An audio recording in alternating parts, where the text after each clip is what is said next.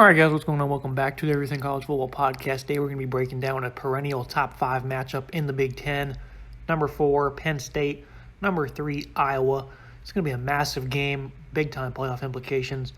1.5 is the spread in favor of the Hawkeyes. Over-under, small number of 41.5. This one will be played in Kinnick, one of the tougher home environments in college football. Unfortunately, it's not a night game. It's going to be a 4 p.m. contest on Fox. Eastern time, that is.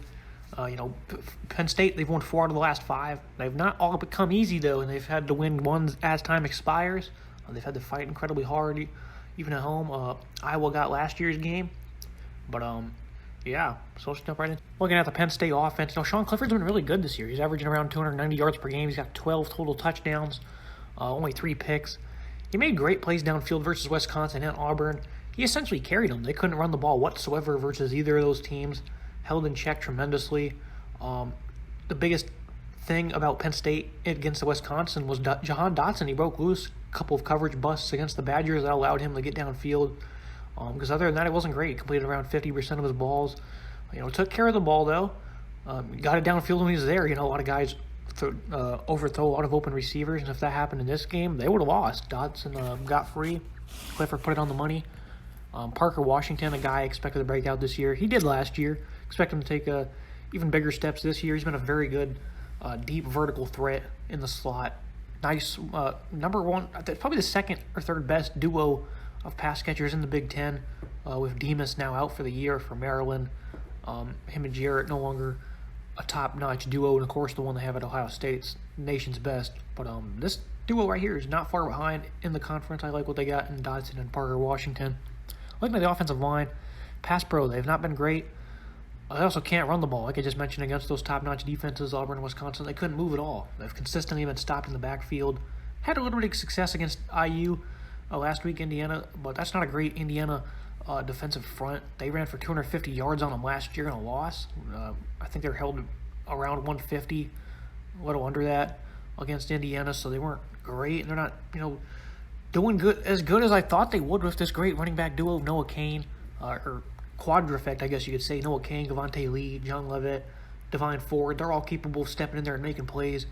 They've really had to fight, though. It's been tough. You see Cain had a score against Wisconsin. He had to fight extremely hard just to get, just for the team to have 50 yards. It was just very tough. It's not going to be any easier here in this game. So we'll move to the Iowa offense. Hawkeyes offense, they haven't been too great in their own right. The running game has been a big issue. It's one of the smaller offensive lines in college football. Very capable players, though. Jack Lamb, Cody Anise at the tackle spots. Tyler Linderbaum's the nation's best center. Nation's best offensive lineman, that is, too. That's not really exaggerated. He really is that good. Tyler Goodson, he's a very talented player, though. Electric on the edge. They ran the ball very well. They had a nice duo last year. He was a part of it. Him and Mekhi Sargent. They're only running for about 126 yards per game. They got stonewalled against Colorado State not too long ago. Spencer Petras, this game will be on his shoulders, even if Iowa can get the one game going a little bit. They're not going to run for 300 yards or anything that's going to put this game away. Petras is going to have to make plays, plain and simple. Last year, I like Petras. A lot of people give him undeserved hate, I feel like. He doesn't play his best when he's forced to throw for 40, 50 passing attempts. Like last year, his worst games came when he had to throw 50-plus times. I think he's solid to get it into his guys when they can run the ball. He can play his role. Doesn't have to take as many risks. Last week, the game plan I thought was great by Ryan Ferentz. They really worked on getting that passing game going, and it worked to great success. 284 yards, 5 total scores for Petras. He had 2 on the ground, 3 through the air. It's kind of an underwhelming supporting cast. Sam Laporta's a certified chain mover at tight end. I like Tyrone Tracy, but he's not really gotten involved that much this year. They've really been getting a lot of different guys the ball. Charlie Jones, Nico Ragaini. They've really just been kind of spreading it out. No one's really been shining too bright. Tyrone Tracy, though, is their best pure wide receiver, in my opinion. I think he had 40-plus grabs 2 years ago. He's been in this offense a long time. He's very respectable. Just Petras, I expect Penn State to play a lot of zone here. With tight windows, can he fit it in those tight windows? Can he make good decisions? There's times where he's very inaccurate, but there's times where he's also really good downfield. So how will he play? I'm not sure. Against Iowa State, he didn't shine on the stat sheet, but he did a good job of converting at times. He also got the ball downfield on a passing touchdown, fitted in a tight window. So Petras, I think he's plenty capable. He's going to have to play good in this game, though. It's just going to be interesting to see what they do if they try to pass it as much as they did in that game against Maryland. Are they going to try to focus on running the ball 50 times? I don't know. I don't really expect there. I expect there to be a nice, healthy dose of balance. This team's first in turnover margin for 4 or 5, 6 years straight. They've been top 30 in the country in turnover margin. They're first nationally right now. That's something they don't do is turn them over. So whatever game plan they roll with, protect the football. And Iowa, I think their offense will be pretty solid. Penn State defense, Arnold Ibikidi, he's been a very good pass rusher for them coming over from Temple. That's about it, though. Half of their sacks have come versus non-Power 5 schools. I think Ellis Brooks is number 2 on the team in sacks. They don't really have great edge presence. PJ Mustafa, 326 pounds at defensive tackle. He's really impressive. And the bulk of this front seven comes from their great linebacking core, Jesse Lokita, Ellis Brooks, Brandon Smith. These guys are phenomenal, top-notch. Go watch the Wisconsin game. These guys were so good in that contest. I think the best part about this defense, though, their secondary. I really like how they're playing. They've only allowed 2 passing touchdowns this year. Both of them were against Villanova.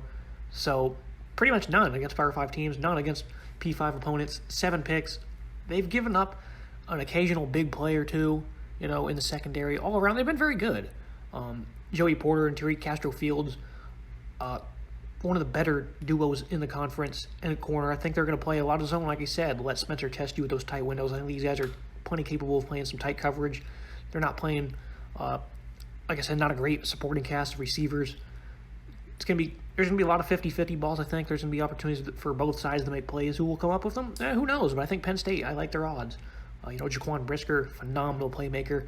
Jai A.R. Brown, showing off those ball skills. He's already got 6 plays on the ball, 3 picks, and 3 pass breakups each. He's been so good for them. He plays safety for those unaware, so him and Brisker make up a great safety duo, like what they got in corner, too. At corner, as I just mentioned. Really good defense, but again, their pass rush presence isn't phenomenal. They haven't been great against the run. They haven't been terrible either. They got kind of burned against Wisconsin. Wisconsin did run the ball a lot, but there was a lot of plays where there were big holes. Those linebackers flied to fill them, but Wisconsin already gained 4 or 5 yards. So Penn State, same thing happened against Auburn. They gave up almost 200 yards rushing. They gave up 180, a little above 180 in both of those games against those top-notch opponents. And they're playing another one here. Of course, Iowa struggled to run the ball, but they're plenty capable of it. That's their bread and butter. Same with Wisconsin. They struggled immensely last year, and they have pretty much through the most part of the season, but they did pretty good against Penn State. So the trenches are something to watch and keep an eye on. Looking at this Hawkeyes defense, this unit is phenomenal. I love watching these guys play year after year. Incredibly disciplined, very physical.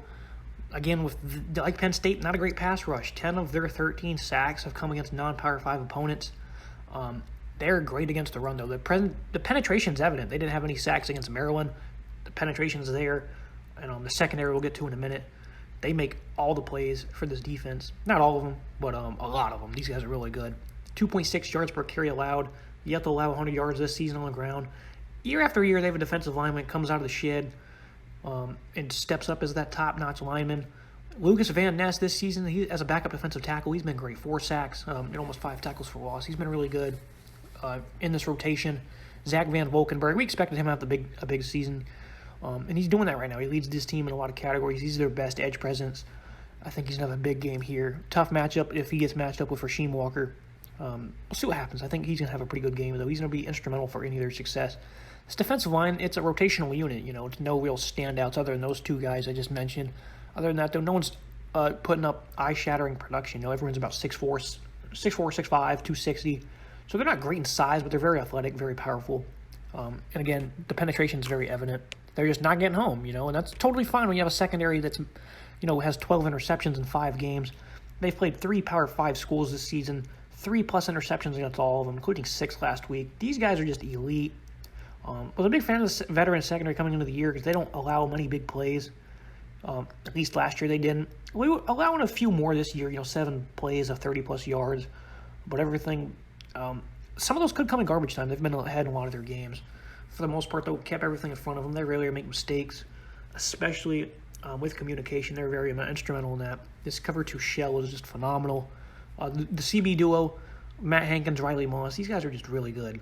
Ball skills are top-notch as well. Jack Corner back in safety. All around, I love this defense. Seth Benson and Jack Campbell at linebacker. Jack Campbell expected to have a phenomenal year, and he's doing that right now. You're going to hear his name a lot called in this game. This defense all around, these guys play hard, very disciplined, very physical, all three levels. Love this defense for Iowa. Looking at team comparisons, who has the edge? At quarterback, running back, and receiver, I give the edge to Penn State. Iowa's never been really great with their skill positions. They have guys who make plays for them. Like Sam Laporta, he's one of those guys. Tyrone Tracy's proven it before. Tyler Goodson even. But Sean Clifford's played much better. He's always been a great dual-threat guy. Petras, it seems like he's kind of limited in his role. Last week kind of showed that he's not limited. He can make plays of his arm. How will he do against this type of defense? We'll find out. Clifford right now, he's done the bulk of them. He's carried them to 2 wins essentially when they couldn't run the ball against Auburn and Wisconsin. Typically, you'd see Sean Clifford fold in those games and they would lose. He stepped up. They were able to get the job done. I already mentioned the 4 deep running back group of Penn State. Noah Cain, we all know how talented he is. John Leavitt from Baylor. Expect him to see some more touches as the year progresses, especially in this game. He's too good not to get the ball to. Looking at the offensive line, I give Iowa the edge despite the size deficiency. I trust them much more than I do with this Penn State offensive line because they've generated 0 push against anybody, pretty much. Their pass protection's not been very good either. Those outside linebackers for Wisconsin just hurt them so badly through the entire game. The outside linebackers for Iowa, not as dominant, but still this Iowa offensive line with Tyler Linderbaum. These guys are going to show up every day and play with physicality, even if they themselves are giving up a good amount of tackles for loss and, a little shaky in pass protection. I'm going to give Iowa the advantage in this one. I'm also giving them the defensive line advantage. Outside of Mustafer, I like him at defensive tackle, big guy, plays of aggression. Ibikidi as well, he's pretty good. Other than that, production is nowhere really to be found. Kind of guys that kind of fill up space, really. That brings you to linebacker. That's the core of these units. I think it's even. I already mentioned all the names. Ellis Brooks, though, he's going to be phenomenal in all these big games like he was against the Badgers. He's going to be instrumental in these short yardage situations. Expect him to, have double figure tackles. If they win this game, it's going to be because Ellis Brooks has a dynamic stat sheet, so just keep that in mind. And then I just alluded to how much I love the secondary for Iowa, give them the edge, but Penn State's not far behind. They got great ball players. Jaquan Brisker, All-American candidate. But right now, this Iowa defense with the cover 2 they're playing, it's been phenomenal. So keys to the game and my prediction, Penn State, they need to get good push up front to open up the run game. Sean Clifford's been good this year, but that's not really the ideal role for him to carry this offense. I like to see them give him some help in the running game. And I also need to capitalize on those long third downs on defense. Iowa's going to be in situations where it's 3rd and 7 or longer. It's going to give a chance for Ibikidi in that pass rush to make some noise, potentially force fumbles, because field position in this game is the number 1 factor. Kind of how it always is in some of these Big Ten games. Field position is incredibly crucial. So try to make the best you can on these third downs. Force a turnover if you could. That'd be monumental. They're going to have opportunities to do so. We'll see what happens. For the Hawkeyes, just don't let Dotson break free. That's pretty much all their offense was against Wisconsin. Dotson broke free a handful of times, and that really set him up for scores. I think it was 2-3 times he broke free, so keep everything in front of you. Don't let Dotson get downfield because Clifford's proven he will capitalize on that. And again, Petras, he needs to make good decisions. You can't turn the ball over in this game or you will lose. See how he does in zone. Just be accurate. There's going to be a lot of tight windows.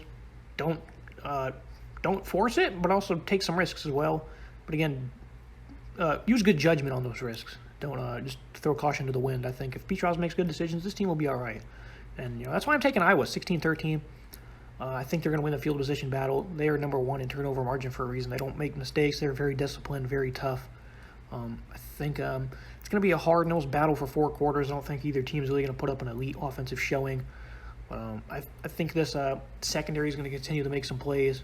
I think they'll come down with 2 interceptions in this one. And special teams for them, they're also much better field goal kicking than Penn State is. It's going to be very crucial in this. Keith Duncan is gone, but their new kicker. Can't recall his name, but he's been pretty solid for them. Compared to Penn State's, he's not been very solid. So I'll give Iowa the advantage there, and I think they're going to win this game. Really could go either way, but I see another defensive affair between these two, and Hawkeyes should win.